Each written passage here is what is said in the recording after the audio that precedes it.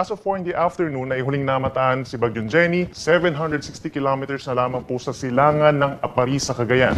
Taglay ang hangin na 100 kilometers per hour, so bahagyang lumakas po ito malapit dun sa kanyang sentro at may pagbugsunan na hanggang 125 kilometers per hour. Medyo mabagal pa rin po pagkilos ito, 15 kilometers per hour pahilagang kanluran. Base po sa ating latest satellite animation, kung mapapansin po nila, itong eastern side or yung trough nitong si Bagyong Jenny ay nakaka-apekto na po sa may eastern sections of Luzon and Visayas, habang meron pa rin tayong habagat na unti-unting pinalalakas nitong si Bagyong Jenny dito po sa western sections of Southern Luzon, Visayas, and Mindanao.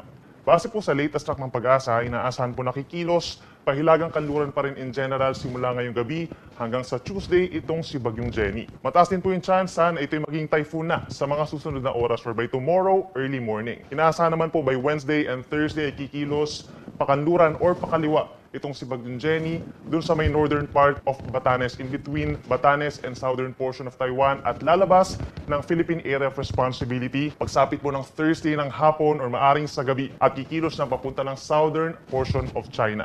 Base po sa latest track ng Pag-asa, malawak itong si Bagyong Jenny. Nasa around 500 kilometers po yung dalang lakas na hangin nito. So maaring pag umakyat itong si Bagyong Jenny patungo dito sa may parting north of Batanes ay maapektuhan po hindi lang itong Batanes kundi malaking bahagi din po ng Northern Luzon and even itong lalawigan po ng Aurora sa mga susunod na araw. So magantabay lamang po sa mga updates natin. Posible na tayo magtaas ng tropical cyclone wind signals sa ilang pambahagi po ng ating bansa. Inaasahan po bukas ng hapon, nasa around higit 550 kilometers po sa silangan ng Basco, Batanes, yung sentro nitong si Bagyong Jenny as a typhoon na po yan.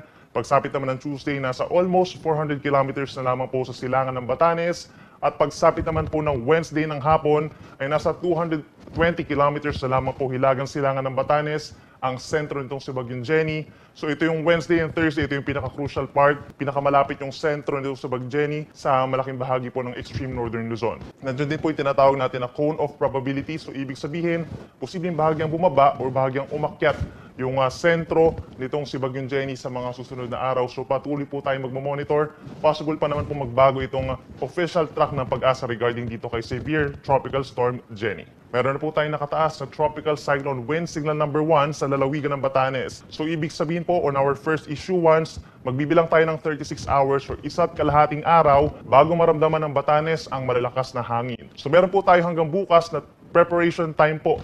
Meron tayong time para paghandaan yung malalakas na hangin dulot itong si Bagyong Jenny. At inaasahan din natin dahil nga papalapit dito sa Batanes itong si Bagyong Jenny, ay posible pa tayo magtaas ng Tropical Cyclone Wind Signals number 2 or number 3 dito po sa may extreme northern Luzon. Maaaring magkaroon din tayo ng signals number 1 and number 2 in other areas of northern Luzon and even ang silangang parte po ng central Luzon sa mga susunod po na bulletins natin. Sa mga susunod na oras naman po, inaasahan pa rin natin ng mataas sa chance ng ulan dito po sa may Bicol region. Kitang-kita dito sa ating visible animation kung saan ito mapuputi. Associated po ito sa makakapal na ulap na may dalang minsan malalakas sa pag-ulan. Other areas of Luzon na apektado, ito pong Quezon Province, Aurora, Isabela, Cagayan, meron din po mga pag-ulan sa mga susunod na oras. Sa Visayas, pinaka-apektado ng trough nitong si Bagyong Jenny ang Samar Provinces. Habang sa kabilang banda naman po, meron tayong mga pag-ulan over southern portion of Palawan, itong parts of western and central Visayas, Zamboanga Peninsula, Bangsamoro region, lalo na po ang Basilan, Sulu, and Tawi-Tawi. Ito naman po ay dahil sa southwest monsoon or habagat na siyang pinalalakas pa rin nitong si Bagyong Jenny. And by tomorrow naman po, asahan pa rin malaking bahagi ng Luzon na magkakaroon po ng mga pag-ulan dulot ng pinagsamang epekto ng habagat plus nitong si Bagyong Jenny. So asahan pa rin natin over the eastern side of Luzon, simula dito sa may Cagayan Valley, Aurora, Calabarzon, and Bicol region, makulimlim na panahon na sasamahan ng kalat-kalat na ulan and thunderstorms, epekto po nitong si Bagyong Jenny. Habang dito naman po sa Mimaropa, asahan pa rin ang makulimlim na panahon at sasama ng mataas na tsansa ng ulan, lalo na po sa may Palawan and Occidental Mindoro. Yung ating mga nabanggit na lugar, mag-ingat sa mga posibleng pagbaha or pagguho ng lupa by tomorrow. At kung lalabas po ng bahay ay magdala ng payong. Sa natitirang bahagi po ng Luzon, rest of Calabarzon, Metro Manila, and rest of Central Luzon, umaga pa lamang po, maulap na nakalangitan ang iiral at mataas pa rin ang tsansa ng mga pag-ulan pagsapit po ng hapon hanggang sa mga susunod na po yan na araw. Dulot po yan na pinagsamang epekto ng habagat plus tong trough nitong si Bagyong Jenny. Habang dito naman sa Ilocos region and Cordillera region, mataas din po ang tsansa ng mga pag-uulan, lalo na po sa hapon hanggang sa gabi dahil din sa outer part ng bagyo. sa ating mga kababayan sa Visayas. By tomorrow, asahan pa rin po ang makulimlim na panahon at meron pa rin po mga pag-ulan dulot ng southwest monsoon kung dito sa may Western Visayas and Central Visayas, habang sa Eastern Visayas dulot naman po nitong trough or outer part nitong si Bagyong Jenny. So meron tayong kalat-kalat na ulan and thunderstorms dito pa rin sa may Samar provinces, habang meron tayong paminsan-minsan mga pag-ulan over the rest of Visayas, lalo na po sa may Panay Island.